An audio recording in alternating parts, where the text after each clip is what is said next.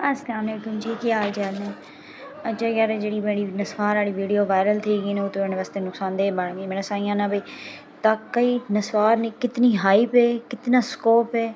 मतलब मेरी कोई वीडियो वायरल नहीं गई तो नस्वार वाली वीडियो वायरल लगी कि 23,000 व्यूज़ आए ना। 23,000 मतलब 23,000 दिन उन्हें नस्वार रखने की मोहलत दी गई, क्योंकि इस चैलेंज है भी जितनी वायरल वैसी उतने दिहाड़े मोहलत उसी उन्हें कन्वर्ट करेने वेखन कितने दिहाड़े तो कितने साल बनने।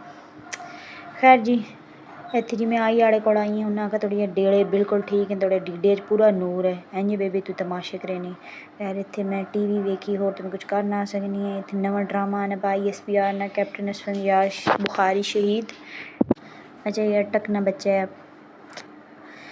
इत्थे जी मैं तो टीवी वेख वेख के गुजारा किया। कोई तेज लफ्ज़ है जेह्ड़े मैं प्रोनाउंस ही करने नहीं आने पे। साढ़ी बहन स्कूल गई वे लेकिन उत्थे मैं ना पढ़ने की बजाय लोगों हस्से नहीं लानी, ऐ फिर जिंदगी हूँ मैंने तो हसनी पई।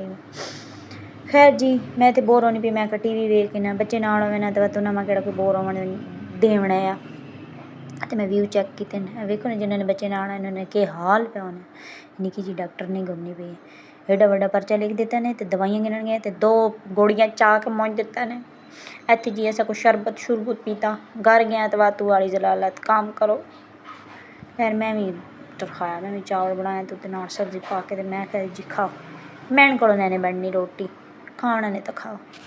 वीडियो लाइक तो फॉलो ज़रूर कराए।